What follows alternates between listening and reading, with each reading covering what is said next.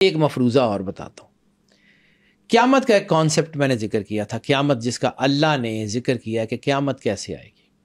ٹھیک ہے، تو قیامت کا جو کانسیپٹ اللہ نے ذکر کیا ہے نا، وہ یہ ہے کہ جب سور پھونکا جائے گا تو ان کے دماغ پچک جائیں گے. اب دماغ پچک جانے کو ذرا تھوڑا سا ذہن میں رکھنا. To blow up and to suck, یعنی پھونک ماری جاتی ہے، یا تو پھونک ماری جاتی ہے کر کے، یا ہوا اندر کھینچ کے سکشن پمپس کے ذریعے. ٹھیک ہے، اللہ نے ہر چیز کی موت اس کے ساتھ لگا کے بھیجی ہے. سور پھونکنا کوئی ترمپٹ یا کوئی بینڈ یا کوئی باجا یا کوئی بانسری نہیں ہے. It's something which is happening in front of our eyes. پوری یونیورس ہالو ہے، ویکیوم ہے، اور ایئر سفیر نے ہمارے اس جو ہے وہ کرۂ ارض کو سنبھالا ہوا ہے. اوزون لیئر نے، اوزون لیئر میں سوراخ ہونے شروع ہو گئے. جس دن اوزون لیئر پھٹی، ہوا تیزی سے باہر نکلے گی، اور جب سکشن پمپ چلتا ہے تو چیزیں پچک جاتی ہیں. ایگزیکٹلی. ٹھیک ہے، اللہ قرآن پاک میں کیا کہہ رہا ہے؟ ان کے دماغ پچک جائیں گے. آواز کی لہروں سے اگر دماغ پھٹتے ہوتے تو کان پھٹتے، آپ کی یہ اسپائنل کارڈ کے سروائکل میں مسئلہ ہوتا، برین میں اس کا کوئی کانسیپٹ نہیں ہوتا. اناٹمی یہی کہتی ہے. ٹو اسکویز، ہوا باہر نکل جائے گی. ہوا باہر نکلے گی تو کیا ہوگا؟ پانی کے اندر کیا ہے؟ H2O. قرآن پاک میں اللہ کہتا ہے پانی ختم کر دیا جائے گا. H2O، ہائیڈروجن اور آکسیجن کا مکسچر. اچھا، اللہ سے بڑا سائنسدان بھی کائنات میں کوئی نہیں ہوا. بے شک. Hydrogen highly explosive, oxygen fire agent, دونوں آگ لگانے والی اور آگ کو بڑھانے والے ایجنٹ ہیں. ٹھیک ہے، دونوں ملتے ہیں تو پانی بن جاتا ہے جو آگ کو بجھا دیتا ہے. کمال ہی کی سائنس ہے. صرف اس کی جو ہے نا، اس کی جو اندر اس کے جو چیزیں ہیں، اس کی چیزوں کو سمجھنے کی کوشش کرو.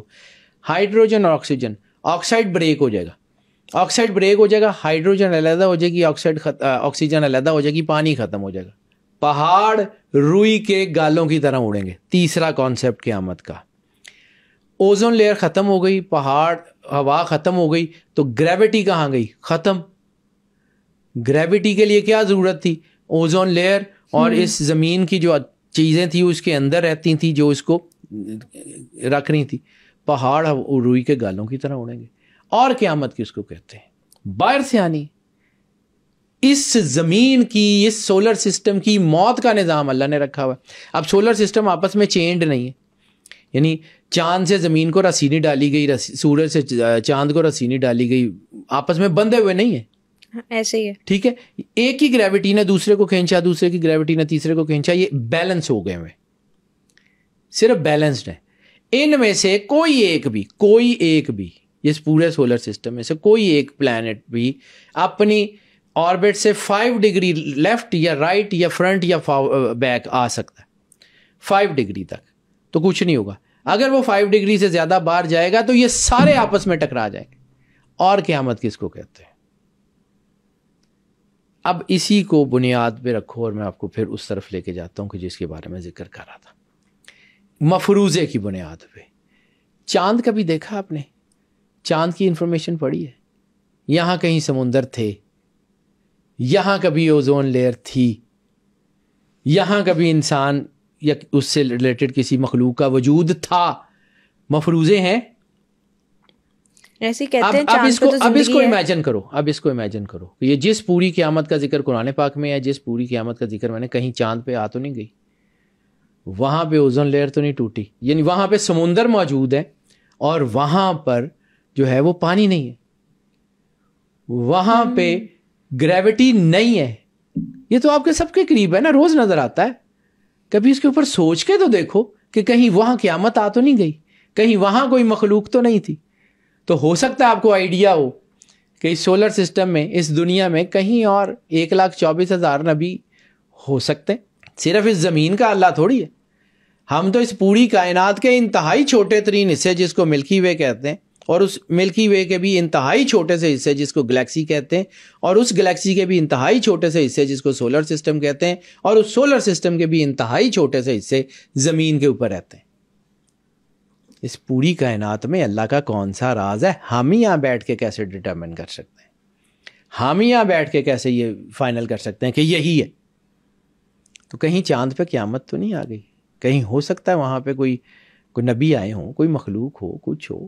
ابھی بھی کہا جا رہا ہے کہ جی مارس پہ اسٹیفن ہاکنگ نے یہی نہیں کہا تھا کہ کائنات کے نظام سے چھیڑ چھاڑ مت کرنا، ہو سکتا ہے وہاں تم سے زیادہ مضبوط مخلوق ہو جو تمہیں آ کے پکڑ لے. اسٹیفن ہاکنگ میرا خیال ہے کہ بہت لائق آدمی تھا، وہ اتنا عام سا آدمی نہیں تھا کہ اس قسم کی باتیں ایسے ہی مفروضوں کی بنیاد پہ کر جائے. آج دنیا اس کے اوپر ریسرچ کر رہی ہے. ہم نہیں پڑھتے تو بیٹا وہ پرانے جو اسکول ہے نا، میں چونکہ انہی اسکولوں میں پڑھا ہوں، آج 50 سال ہو گئے.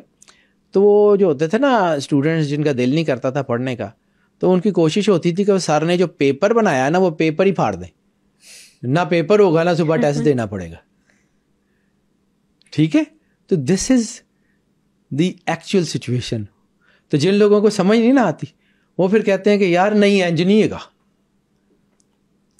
سوچنے کے لیے اپنے آپ کو اوپن کریں، آپ کو راستے ملتے جائیں گے. اگر آپ سوچیں گے نہیں تو آپ کو زنگ لگتا جائے گا، آپ ختم ہو جائیں گے. دس از دا ریالٹی. بلیو کرنا یا نہ کرنا اللہ کی مرضی سے ہوگا. مفروضوں کو ڈینائی نہیں کیا جا سکتا. مجھے کوئی چیز پتہ نہیں ہے تو اس کا مطلب ہے کہ وہ ہے نہیں، یہ نہیں ہو سکتا. اور وہ پلیٹو نے اسی لیے کہا تھا کہ as much as I know that I know nothing, کہ میں جتنا جانتا چلا جاتا ہوں مجھے یہ سمجھ آتی ہے کہ مجھے کچھ نہیں پتا.